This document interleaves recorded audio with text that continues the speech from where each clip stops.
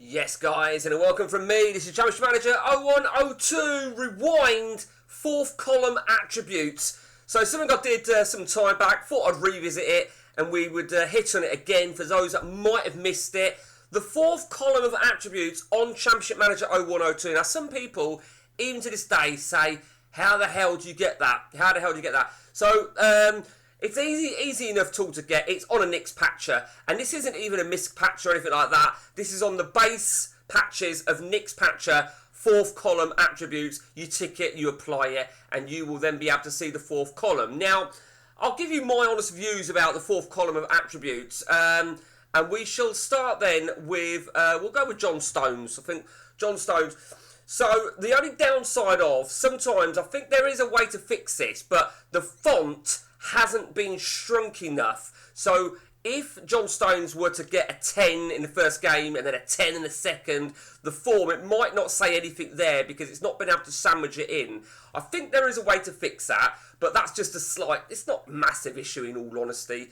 So that's one thing about it. Now, the fourth column attributes, when I first assigned it, or when I first realised, I thought, well, I still think it is quite a game changer. It is quite a game changer because it changes a lot of concepts. Now, we'll take Kevin De Bruyne here and Haaland. Haaland then, you know, let's have a look at what's on the fourth column. Adaptability, big matches, consistency, corners, dirtiness, fitness, injury prone, loyalty, one-on-ones, penalties, and versatility. Now, as I said, when I first saw it, I thought, wow. And it is really good, don't get me wrong, it is great. If I could choose specifics to be on that fourth column, I would. Because some of them, you know, dirtiness, for me, is no different really than aggression. So, you know, I don't really need dirtiness there. I think it's good to have corners there. Not everybody, not even me sometimes, I don't often put corner takers. But, you know, saying that, if you had corner takers on, you might be able to really utilise it. So De Bruyne is an obvious corner taker. You may know that anyway.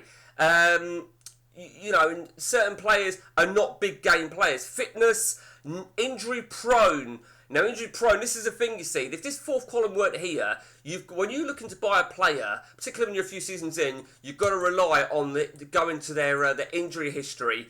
And so many times, it's easy to ignore that or to forget to do that. So the injury prone is a real key one. Loyalty is not here or there. One-on-ones predominantly is it's a goalkeeping attribute, and you can see that when you look at Edison 19. So I like one-on-ones because it's an additional attribute for a goalkeeper. I think predominantly there are several key attributes for a goalkeeper, but the obvious ones is handling, reflexes, and agility. That makes another one. And penalties. Now, we just said about Haaland. You know, I don't know if a lot of people do the penalty takers, particularly if you're in a few cups and you might go to penalties. And obviously, that is one of the attributes that is uncapped.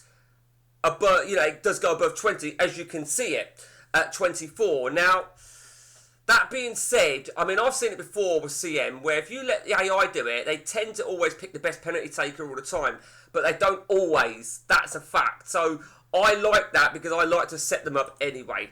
And finally, versatility. Now, the versatility, each to their own. For me, when you've got a player like, we'll take Bernardo Silva. Bernardo Silva there. He plays, you know, attacking midfield, right, left, centre. He's left-footed. But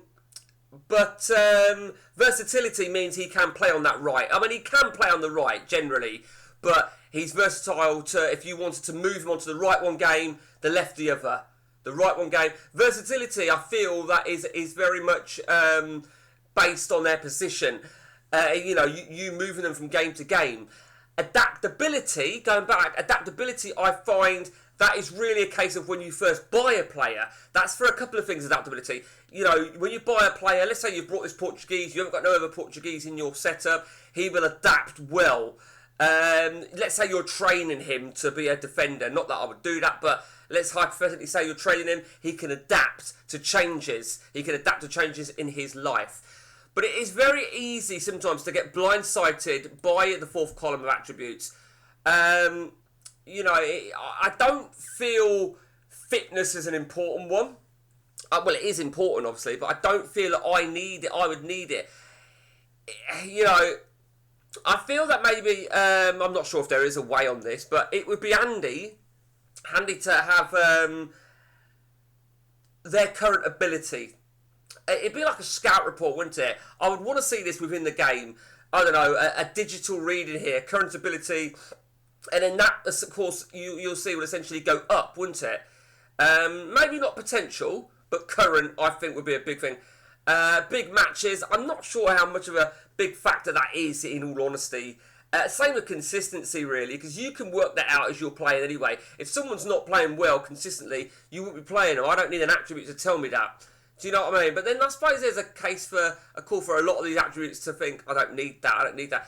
Maybe I'd like to shuffle all the attributes around a little bit and have my own specifics. You know, it's an interesting one. It is an interesting one indeed. And that is the Rewind 4th column of attributes. Till next time from me, guys, take it easy.